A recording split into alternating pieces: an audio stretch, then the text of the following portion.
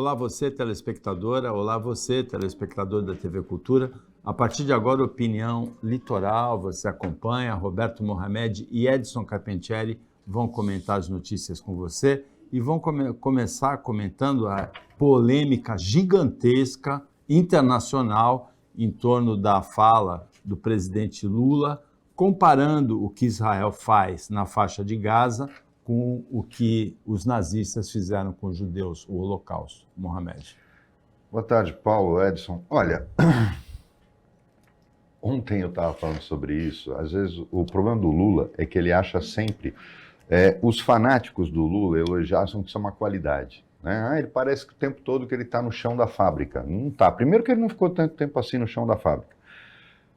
O problema do Lula é não entender que tem coisas que você fala num churrasco de fim de semana.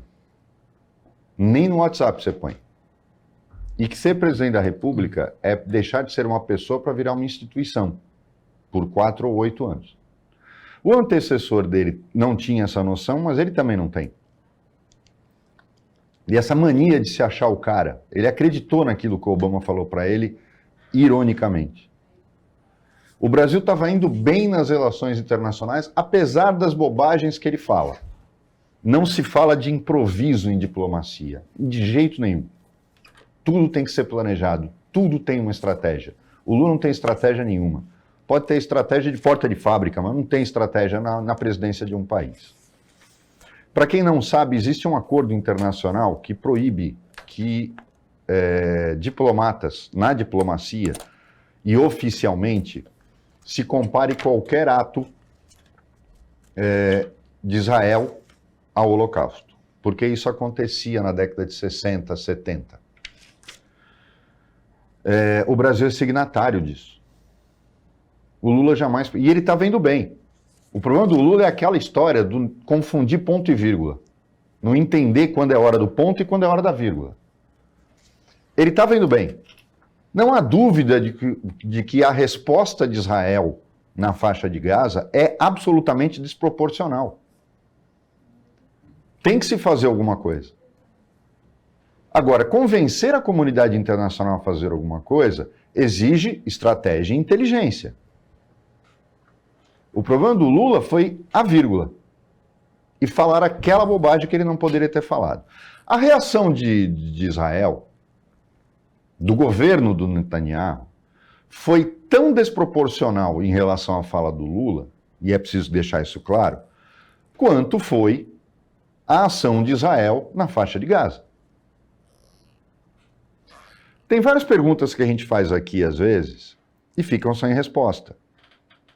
Como é que o segundo serviço secreto do mundo mais eficiente, que é o Mossad, não sabia que mais de 1000 foguetes chegaram na faixa de Gaza antes do lançamento?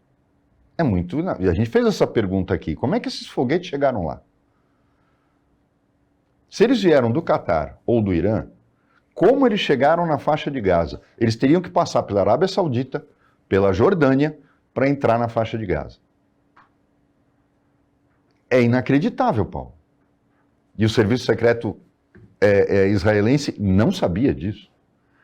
E por que eu estou falando isso? Porque até hoje dizem que os Estados Unidos tinham a exata noção de que o Japão ia atacar Pearl Harbor em 1942, 41. Por quê? Porque eles precisavam de um motivo para entrar na guerra. Tanto que eles tiraram a principal força naval do porto, inexplicavelmente, para fazer exercício um dia antes do ataque. 3 dias antes do ataque, que foram os porta-aviões. A diplomacia, as relações internacionais são extremamente delicadas para serem tratadas com amadorismo, como o Lula fez. Mas a reação de Israel, humilhando o diplomata brasileiro, na minha opinião, é motivo suficiente para fechar a representação diplomática. Só que, ao mesmo tempo, diplomacia não é exercício de ignorância. Empresas israelenses são parceiras na área de alta tecnologia do Brasil há décadas. A gente não pode jogar isso pro alto. A Elbit, a El, Rafael, fazem parte do nosso sistema de defesa. a indústria bélica brasileira conseguiu chegar no nível que chegou graças aos acordos de cooperação e ao trabalho dessas empresas israelenses que estão estabelecidas no Brasil. Israel é uma questão delicada no mundo. Você não pode tratar com despreparo. Agora, é incrível você ver Partido Novo, você vê Adriana Ventura, Kim Kataguiri, Nicolas pedindo impeachment do Lula por causa disso.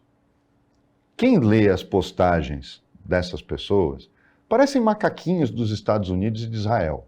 Tudo que eles fazem está certo, tudo que eles fazem está correto. Não é assim. A história americana, não existe nenhum país do mundo que tenha cometido mais crimes de guerra do que os Estados Unidos. Tanto que eles não são signatários do Tribunal de Haia, porque, lógico, senão eles iam ser condenados todo mês. Então vamos devagar. O Lula falou uma bobagem? Falou. Não podia ter falado? Não podia ter falado em hipótese alguma. É motivo para impeachment? Tenha santa paciência, né? Tenha um pouco de bom senso, entender que política não é a prática da ignorância. E fazer oposição não é isso que eles estão fazendo. Porque eu acho que nem o PT conseguiu fazer oposição durante os anos que pré-2002, quanto esse pessoalzinho fica gritando no Congresso por qualquer motivo e puxando o saco de americano e de israelense. Eu acho que tem que se respeitar a história de Israel, tem que se respeitar a enorme comunidade judaica que existe no Brasil. O Lula cometeu um erro imperdoável, mas a reação de Israel foi desproporcional ao humilhar o diplomata brasileiro, falando em hebraico, ele não entendeu nada, e fazendo isso publicamente e dizendo que o presidente do Brasil é persona não grata em Israel. Eles não estão falando do Roger Waters, eles estão falando do presidente do Brasil. Então vamos devagar, porque está tendo... o Lula foi tão infantil que ele deu palanque para o Netanyahu, que não consegue nem se eleger mais para síndico de prédio em Israel. Edson Carpentelli, boa tarde. Boa tarde, prazer estar aqui com a sua companhia, do Mohamed, dos nossos telespectadores.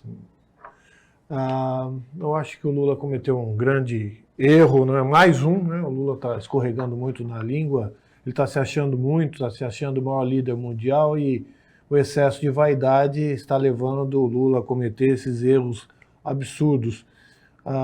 Eu acho que o grande erro são duas coisas que qualquer ser humano hoje sabe que não pode tocar e fazer comparação. Duas. A escravidão e o Holocausto. Dois temas que são absolutamente sensíveis e que ofendem o povo que sofreu. Quem passou por isso, sofreu, tem marcas que ficam e que não podem ser comparados. Não existe comparação a esses dois crimes contra a humanidade que foram cometidos na história da humanidade, não é? Então o Lula cometeu um erro gravíssimo.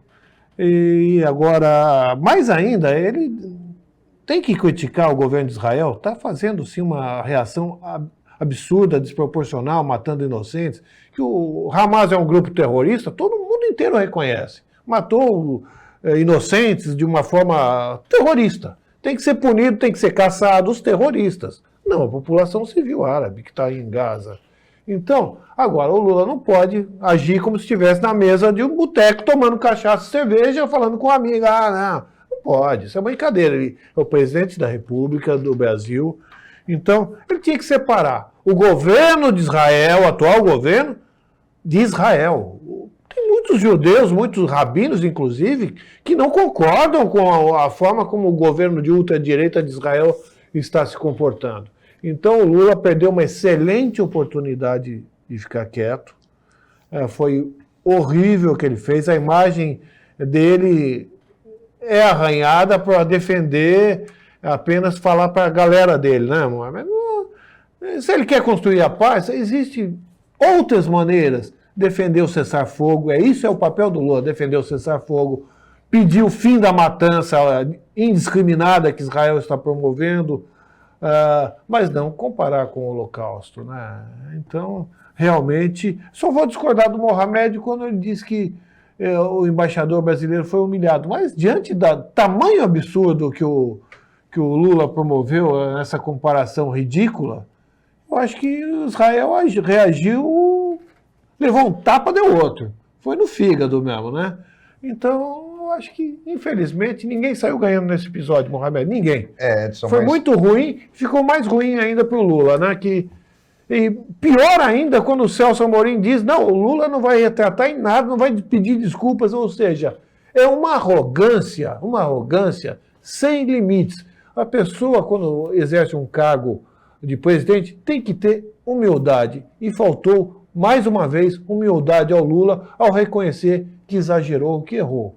Agora, o Mohamed falou uma coisa interessante, que existe um acordo internacional para se evitar esse tipo de comparação com o Holocausto, porque em 1948, o cientista Albert Einstein, um gênio da história da humanidade, e a filósofa Hannah Arendt, que são judeus, eles assinaram uma carta alertando para o risco de procedimentos fascistas e nazistas semelhantes ao Holocausto pelo Partido da Liberdade do Menachem Begin, que é o mesmo partido hoje chamado Likud do Netanyahu. Na verdade, esse acordo foi uma iniciativa, foi um pedido de Israel, apoiado pelos Estados Unidos, e o Brasil é signatário. Isso aconteceu na Guerra do Líbano. Quando Israel invadiu o sul do Líbano, cometeu as mesmas atrocidades que está cometendo na faixa de Gaza. Na época, o problema era o Hezbollah e a Síria, né, que tinha controle político sobre o Líbano. É engraçado que Israel não atacava a Síria, atacava via Líbano. Todo mundo queria brigar no Líbano. O país foi destroçado por isso. A guerra civil foi incentivada por israelenses e por sírios e destruiu o Líbano. Eu via meu avô chorando. Eu era criança quando via na televisão as imagens de lá. Naquela época, começou-se esse tipo de comparação. E aí se tomou essa iniciativa de proibir. O maior flagelo da humanidade foi o Holocausto. Eu concordo com o Edson quando você fala de escravidão, Edson, mas a escravidão faz parte da história da humanidade. Né? A gente não está falando só... Quando as pessoas falam de escravidão, vem a imagem do negro. Mas em Roma havia escravidão, no Egito havia escravidão, está na Bíblia, inclusive. Os egípcios escravizaram os judeus. Os romanos escravizaram vários povos que foram dominados por eles. Brancos escravizando brancos. Então, isso faz parte da história da humanidade, desde a antiguidade. O homem, às vezes, demora muito a evoluir em alguns aspectos, e a escravidão é um flagelo, mas ela faz parte da história. O que aconteceu no Holocausto foi uma coisa tão abjeta, em que você considera um povo flagelo da humanidade e o persegue deliberadamente por fins políticos. Porque essa história de dizer que era limpeza étnica, isso é papo furado. A motivação era financeira, econômica, unir o povo. Hitler calculou tudo. Foi o cúmulo, o suprassumo da maldade, do ódio. E a gente não pode admitir isso de forma alguma. E o que se espera de um presidente da República, aí você tem razão, é que ele tem um mínimo de sobriedade para entender, e ali ele poderia... eu até entendo o Celso Amorim num ponto, o Edson, porque não tem justificativa a reação de Israel, não. A diplomacia proíbe o que eles fizeram com o embaixador brasileiro. Você chama o cara a portas fechadas, fala para ele arrumar a mala e vai embora, mas não pode fazer o que fizeram. Agora, uma coisa é clara, e bem clara, o momento para pedir desculpa era imediatamente. Alguém tinha que ter chegado no ouvido dele e dito, Lula, se retrata, falou, olha gente, desculpem, eu fiz uma comparação. Ele não dava nem tempo do Netanyahu reagir. Fiz uma comparação indevida, não tive intenção. Se arvora a ser tão inteligente não é tão difícil não perceber. Isso, né? Mas quando você tem um assessor como o Celso Amorim, que além de tudo tá gagá, o cara já não é lá essas coisas. E aí, ainda de tudo é gagá, porque os caras têm um conceito de relação externa e de protagonismo lá fora que eu não sei de onde eles tiraram. Realmente, agora, o Lula oscila muito. Você teve aqui, quando o Lula esteve no Porto, no Foi evento. extremamente inteligente, Teve sacadas brilhantes. Um discurso de estadista. Eu saí encantado com o Lula. Aí, dias depois, ele dá uma bola fora dessa, a gente fica até falando, mas é o mesmo Lula? Eu acho que deu uma de Ciro Gomes. Ele deu uma de Ciro Gomes. Tá com o problema de dupla personalidade? É inacreditável. Opinião Litoral volta depois do intervalo bem rapidinho.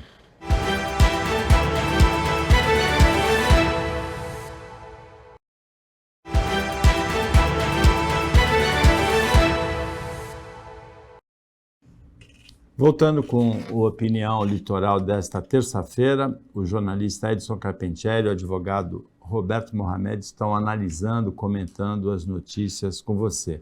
Edson, o Alexandre de Moraes, ministro do Supremo, recusou um pedido da defesa do Bolsonaro e manteve o depoimento dele sobre a tentativa de golpe, a suposta tentativa de golpe, para quinta-feira.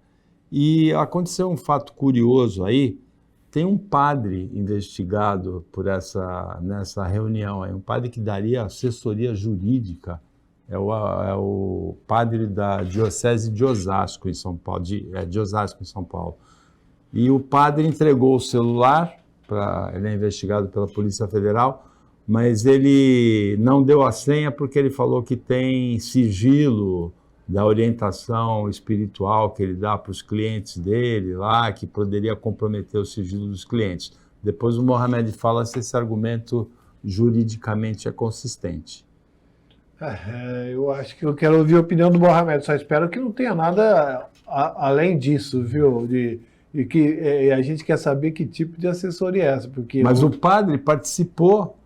É um padre golpista. O padre participou da reunião que foi discutida a minuta do tal golpe. Do golpe, né? E eu vejo os bolsonaristas mais fanáticos, né? Porque tem bolsonarista que tem até é razoável, mas o bolsonarista raiz é fanático. É como o petista fanático, ele não enxerga a realidade. O petista fanático é a mesma coisa, não houve corrupção no governo do PT. O Palocci devolveu 100 milhões de reais, mas não tinha corrupção. Então, o bolsonarista raiz é a mesma coisa. O Bolsonaro é honesto, o Bolsonaro não planejou o golpe. E não adianta você mostrar a história, mostrar o relatório do Exército, dizendo que ele já era terrorista lá atrás, que ele queria explodir bomba, que o general Geisel, que foi presidente, disse que ele era um mau militar, que ele deveria ter sido expulso do Exército. Não adianta, o bolsonarista raiz, o Bolsonaro é santo. Então, o padre deve ser a mesma coisa. Só espero espero sinceramente que todos os golpistas sejam punidos. Não existe sigilo sacerdotal, ele inventou isso. O argumento dele é exatamente isso, sigilo sacerdotal. Não existe sigilo sacerdotal. O sigilo da confissão na Igreja Católica é diferente. O padre não pode, ele não é obrigado a depor, e não é que a lei garante a ele o sigilo da confissão. É que ele pode se recusar a responder quando ele é testemunha de um crime, alegando o sigilo da confissão como norma religiosa. Os juízes permitem isso. Isso é aceitável. Isso é aceitável, mas não está previsto em lei também. Está previsto no Código Canônico. Que a questão é moralmente aceitável. Exatamente. Né? Se o padre contar o que contaram para ele na confissão, ele é automaticamente excomungado. Exatamente. Mas é direito canônico. Né? Esse é direito canônico. Os juízes relevam isso. Eles entendem os próprios. Eu nunca vi um promotor pedir prisão de um padre testemunhando, alegando o que ouviu na confissão. Mas ele pode testemunhar, por exemplo, se ele ouviu uma conversa. Não existe sigilo sacerdotal. Agora, eu nunca vi confissão por WhatsApp. Alguém já viu aqui? Ficou sabendo que existe confissão pelo WhatsApp? Não. Então, esse padre ele é católico? Católico. Picareta tem todas as religiões. Picareta tem tudo que é lado. Eu tô espantado, né? Porque se fosse pastor não me surpreenderia, mas eu vou falar em picareta, tem o Silas Malafaia aí que está organizando essa manifestação em favor do Bolsonaro, é um conhecido picareta. Né? Sim, ele, Valdomiro, R.R. Soares, todo mundo sabe disso. E tem pastores muito sérios, a gente não tem nada contra os pastores. Nós temos contra picareta, seja pastor, padre, Por exemplo, qualquer outra religião. Eu já falei aqui, né? Eu aprendi a admirar a postura dele. Eles são da mesma igreja, né? Aquele que foi prefeito do Rio, o Crivella, comparar com o Marcos Pereira, que é deputado federal. O nível deles é completamente diferente. A postura, o respeito ao mundo leigo, às outras religiões. Você nota que são dois políticos completamente diferentes. O Crivella é um fanático. O Marcos Pereira é uma pessoa extremamente inteligente e uma pessoa extremamente política. Né? Ele não mistura a igreja com a política. Então você vê, são da mesma igreja. São líderes religiosos da mesma igreja e completamente diferentes. Em tudo, comportamento. Então tem que se respeitar, mas os bolsonaristas estão chegando num ponto que eles estão ultrapassando os limites. Por exemplo, a defesa do Bolsonaro, que pediu para o Alexandre de Moraes dispensá-lo do depoimento, fez uma alegação que você não pode usar. Eu já cansei de dizer aqui, inclusive é um fundamento jurídico que eu discordo. Eu já cansei de falar aqui. Você quer agilizar o processo penal? Acaba com esse negócio de não ter contraditório no inquérito. Porque se você permite o contraditório no inquérito, rápido, prazo de 24 horas, porque essa conversinha de, aí vai demorar. Não vai. Demora mais para o processo ir da delegacia para pedir prazo para o promotor. É um absurdo. O escrivão pede prazo, vai para o delegado pede prazo, aí vai para a justiça, o juiz manda encaminhar para o promotor diz nada a opor, aí volta para o juiz, do juiz volta para a delegacia. É ridículo isso, Edson. Não tem cabimento. Quando a gente acabar com isso, vai ser muito mais efetivo e eu garanto que o contraditório no inquérito, o que é o contraditório? Permitir que o advogado do réu contradite uma testemunha, contradite uma prova, peça uma produção de uma nova prova na fase de inquérito. Isso economiza tempo, não vai demorar mais. Por quê? Porque ele fazendo tudo isso não precisa repetir a prova no processo. No Brasil, todas as provas que você faz no inquérito têm que ser repetidas no processo, por causa do contraditório. Olha o absurdo. E os advogados do Bolsonaro vieram alegar que não tiveram acesso ao inquérito. Você não é obrigado a ter, o delegado não é obrigado a dar acesso ao inquérito na hora do depoimento. Por quê? Porque não tem contraditório. Está errado, mas está errado há 150 anos. Tem que mudar isso para agilizar o processo penal. Aí você vai ter efetivação de punições. Esse é o grande problema no Brasil. Então, aí o advogado do cara pede para ele não depor porque ele não teve acesso ao inquérito. Ele não é obrigado a dar acesso ao inquérito para ele. Está na fase de investigação. Então, são coisas que... Estava na cara que o Alexandre de Moraes ia negar, e ele tem toda a razão em negar. Ele está apoiado na lei para negar. Dessa vez ele não exagerou, não foi autoritário, nada disso. Ele usou o próprio Código de Processo Penal para indeferir o pedido, a negativa do Bolsonaro em depor. Que pode chegar lá e dizer, só fala em juízo. Bolsonaro pode chegar lá e falar isso. A informação é que ele vai ficar em silêncio nesse depoimento. Lógico, porque é isso que eu falo. Não ter contraditório no inquérito provoca esse tipo de situação. A nova fase da operação policial na Baixada Santista, iniciada no começo do mês, depois da morte de 3 policiais militares, 1 em Cubatão e 2 em Santos, chegou a 28 mortes ontem. Empata com a Operação Escudo do ano passado, só que dessa vez num prazo bem menor, né, de menos de 3 semanas. O ouvidor da polícia, Mohamed Cláudio Aparecido, o ouvidor das polícias do estado de São Paulo, diz que está preocupado, que é a operação policial mais letal da história de São Paulo, que há muitos relatos de abusos, de execuções, que ele sente que os policiais estão se achando no direito de fazer o que bem entendem nessa operação. Uma coisa menor, mas que é um sintoma disso, tem acontecido aqui em comandos da polícia. Eu já vi comando da polícia no Canal 1, deixa somente uma pista das 4 que vem da praia de Itararé em São Vicente e provoca filas de 1h30, 2 horas. A mesma coisa aconteceu hoje, aconteceu ontem na Via Anchieta, em função de um comando da polícia na frente do cemitério do Saboó, em Santos. E aí eu te pergunto, O que esse comando resulta de forma prática? Prendeu quantas pessoas? Apreendeu quantos veículos? Então, se você faz um comando de 2, 3, 4 horas, Edson, e não apreende uma moto, não apreende um carro, não prende ninguém, você fez o comando no lugar errado. Isso é o meu entendimento.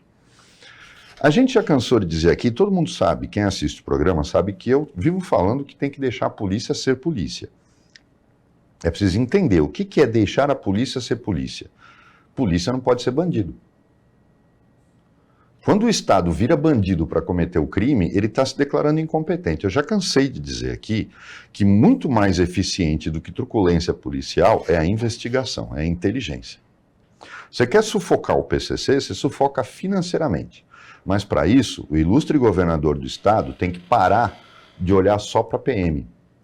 Eu acho que é o problema de ter sido militar, ele só olha para a PM. Ele vai em eventos, entrega diploma, diz que os caras são heróis. Eu respeito muito o trabalho da PM. Mas sem a Polícia Civil para investigar, fazer os inquéritos e manter os caras presos, a gente vai continuar vendo eles soltos toda hora. E o que ele está fazendo com a Polícia Civil é criminoso. Porque ele está dando continuidade a uma política de destruição da Polícia Civil feita pelos governos do PSDB. E que não pensem em vocês que começou com o Dória, começou com o Covas. Foi um processo paulatino de destruição da Polícia Civil. Não tem equipamento, polícia técnica não existe, tá? Falta perito, falta equipamento, falta viatura, falta estratégia, falta comando, falta tudo. Desvincularam a polícia técnica da Polícia Civil. Virou uma zona a investigação, porque a produção de provas técnicas no mundo inteiro mostrou que é essa eficiência que vai determinar a real aplicação da lei. Agora, você tendo... Eu convido qualquer pessoa que, quando vai mal atendida num distrito policial, olhe para o ambiente onde você está. Não existe, em Santos, por exemplo, não tem um distrito policial que você possa dizer que tem condições mínimas de trabalho. Então, como é que você vai querer fazer investigação? Como é que você vai ter resultado efetivo? É só botando a PM dando tiro na rua? Isso não é fazer polícia e isso não é segurança pública. O Edson Carpentieri comenta esse assunto depois do intervalo, que é rapidinho.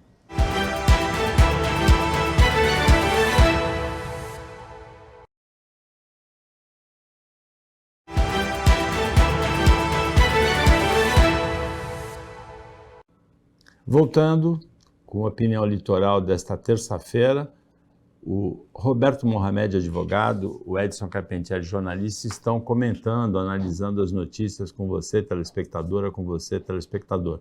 No bloco anterior, o Mohamed já comentou o número de mortos dessa terceira fase da Operação Verão, como definiu o secretário de Segurança, Guilherme Derrite.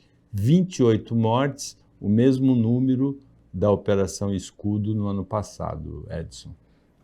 Eu acho que essa é uma guerra perdida, né? Nós estamos chegando, se é que já não chegamos, a um ponto de não retorno, onde o crime organizado cresceu de tal forma que hoje é maior, do ponto de vista estrutural, do que o próprio Estado. E está crescendo até para a Europa, Estados Unidos avançando, né? Por conta disso. A gente deixou crescer demais. Eu acho que essa violência agora não vai resolver em nada. Apenas afeta a população da periferia, que só onde as pessoas mais pobres moram e onde essas ações da polícia mais violentas acontecem. Então, para quem mora na orla, está tudo bem, a polícia está fazendo o seu papel, mas quem mora na periferia está sofrendo muito e é isso. Matou 28 e daí? Pode matar 50, 100, vai resolver? Não vai, a gente sabe que não vai. Então, chegamos a um ponto em que eu não sei se tem mais solução. Eu realmente, porque a polícia prende, a justiça solta. A polícia prende, a justiça solta. Os caras vão crescendo, crescendo, crescendo. Eu não tenho esperança de que a gente vai conseguir desarticular o crime organizado. O monstro cresceu de tal maneira que hoje eu acho que o poder de fogo dele é maior do que o próprio Estado brasileiro. Mohamed, na área de saúde, a preocupação desse ano é muito grande com a dengue. Janeiro de 2024, na nossa região da Baixada Santista, teve 4,5 vezes mais casos do que janeiro do ano passado. Parece que a gente vai ter um mês de abril, um mês de maio terríveis. Eu queria eu já tinha pedido para a produção, ver se a gente consegue trazer o caseiro aqui, porque tem algumas coisas que ficaram um pouco mais claras do motivo. Não é só que a doença está...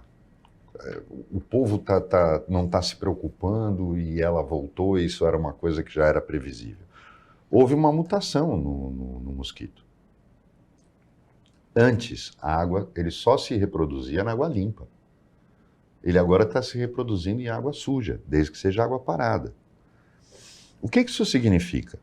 Que, por exemplo, digamos que você tem um período de estabilidade nos canais e você não tenha movimento. Será que não vai? Por isso que eu queria o especialista aqui para a gente conversar sobre isso, porque Santos tem uma área de perigo enorme, que são os canais.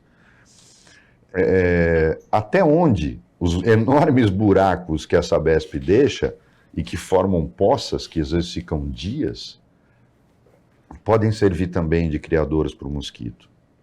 É impressionante a velocidade como você vê as larvas do mosquito em fontes que queima, por exemplo, a fonte dela e a fonte para de correr água, e vários prédios em Santos têm esse tipo de decoração na sua fachada. É preciso ter muito cuidado com isso. Obriga o pessoal dos prédios a colocar cloro nas suas fontes.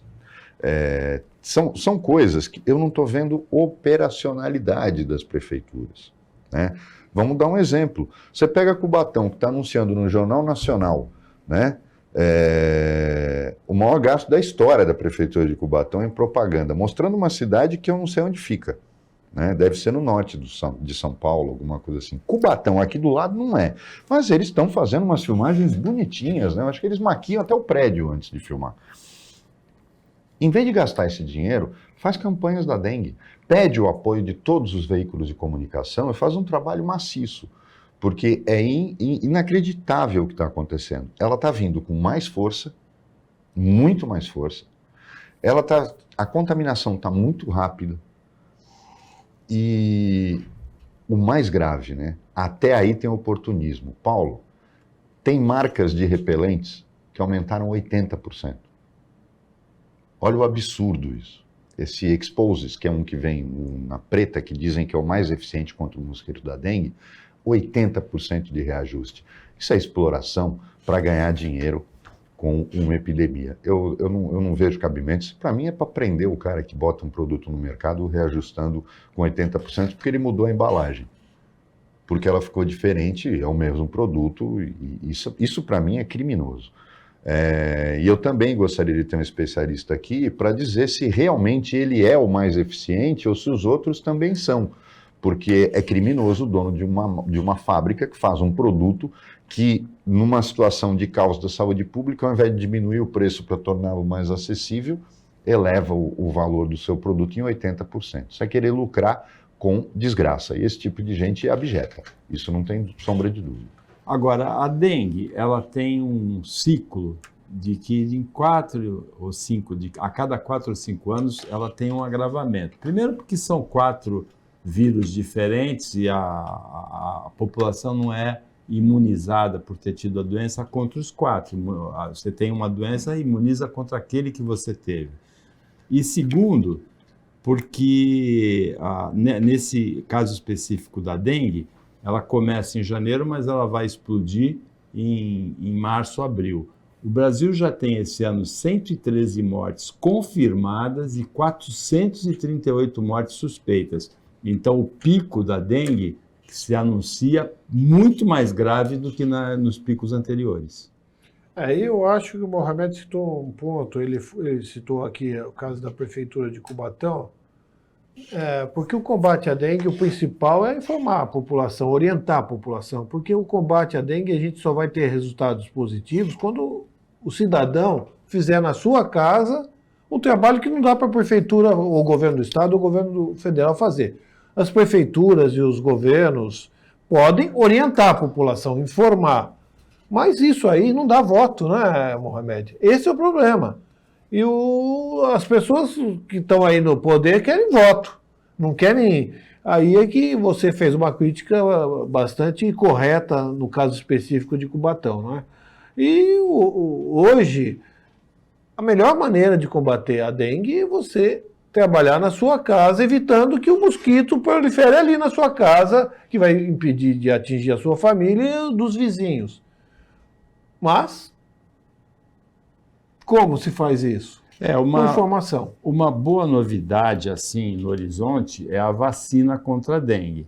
A gente não sabe ainda se vai ter campanha anti-vacina contra a dengue. O Brasil comprou 6 milhões de doses, é muito pouco, é 1,5% da população, né? Dá para 3 milhões de pessoas, que são 2 doses, mas o Instituto Butantan já entrou na fase final de testes e pode ter a vacina aprovada e produzida no Brasil a partir de setembro. Mas os bolsonaristas raiz não vão tomar. E vão fazer campanha contra. Você acha isso também? Certeza também absoluta. Acho, Paulo, sabe por quê? Nós voltamos a ter sarampo. O nível da vacinação do sarampo caiu em torno de 40%. Até da polio. Escandalosa. Até da polio. Né? A gente pode ter a volta da poliomielite. Porque essa turma, eu estou falando, o grande problema do Bolsonaro foi que ele despertou o que havia de pior na sociedade brasileira. Gente ignorante que agora fala como se fosse um direito seu porque o mito falou. Essa campanha anti-vacina que existia nos Estados Unidos por uma questão cultural deles, no Brasil está sendo absurdo. Eu vejo gente inteligente como a Janela Pascoal sendo contrária à obrigatoriedade da vacina para matricular crianças na escola pública. Tem que fazer mesmo, porque eles não têm, nenhum pai tem o direito de contaminar o outro. Não tem nem de contaminar o seu filho. Tem que ser, inclusive, responsabilizado criminalmente. Eu acho um absurdo quem defende esse tipo de coisa. Estão confundindo liberdade. E alguns governadores demagogos que querem esse público de direita estão embarcando nisso.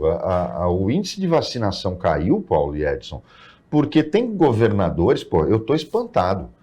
Um governador que é médico, como o Ronaldo Caiado. Que é um homem inteligente. Revogou a obrigatoriedade da vacinação.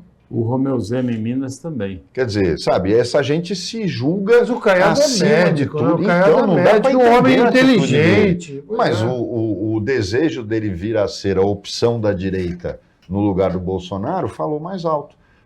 O Romeu Zema, que se fala um empresário que é inteligente e tal, mostrou que é uma besta. Eu já falo que ele é uma besta faz tempo, né? Porque um cara se elege governador por um partido que não faz um deputado estadual e um deputado federal em Minas, né, grande líder que ele é igual aos outros, ele é pior do que qualquer outro de qualquer outro partido. Esse tipo de... Só os bobões lá do Novo, olha, nosso líder, é um bando de babaca. Eu acho que a obrigatoriedade da vacina tinha que se dar por lei federal imediatamente. Senão, a gente vai ter sérios problemas. Não vai ser só a dengue, não. O sarampo vai voltar, a poliomielite vai voltar. A Covid está voltando porque as pessoas começaram a dizer que não iam mais tomar o reforço da vacina. Eu não sei para onde o Brasil está indo, não. O Brasil sempre foi referência no mundo em relação à vacinação. Nós temos uma estrutura de vacinação que nenhum outro país tem. Nem os Estados Unidos. E a gente está jogando isso no lixo. Por fanatismo. Chegamos ao final do Opinião Litoral desta terça-feira, agradecendo ao Roberto Mohamed, ao Edson Carpentieri, as análises, os comentários, o trabalho da equipe técnica e de jornalismo daqui do Sistema Costa Norte, e agradecendo principalmente a você que acompanhou a gente mais essa edição. Até amanhã, nesse mesmo horário, depois do Jornal Litoral, e uma ótima terça-feira para você que você merece.